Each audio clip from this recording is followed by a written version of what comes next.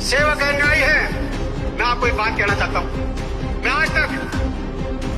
कभी भी मैंने कोई अपना गुरु नहीं बनाया, पर आज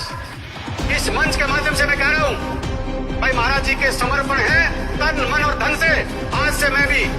संत रामपाल महाराज जी को अपना गुरु में बढ़ाता हूं और भाई खून का एक एक कतरा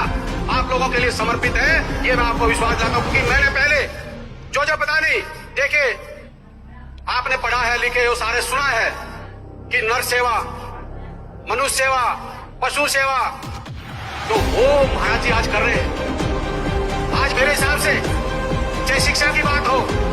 महाराज जी के पास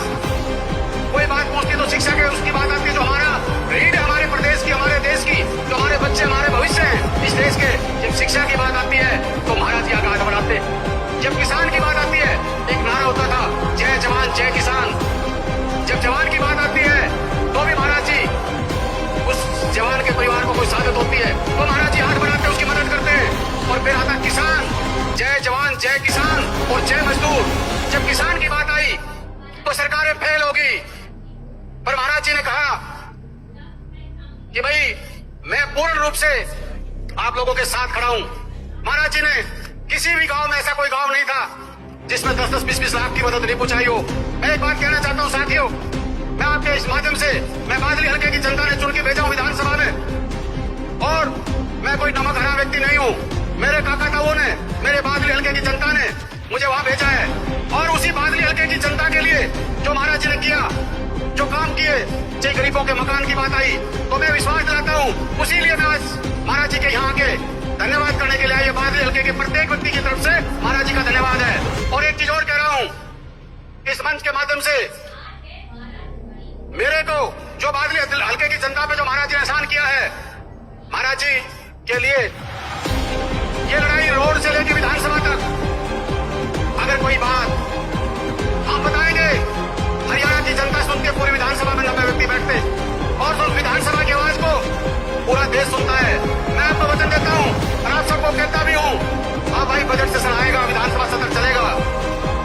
तो मैं जो बादली हल्के पे शान किया है, भाई उस शान को उतारेंगे और महाराज जी के लिए लड़ाई लड़ेंगे। ये आपको विश्वास दिलाते हैं इस बात के लिए कि कोई वो विश्वास दिलाते हैं। और मैं गर्व से एक चीज कह रहा हूं,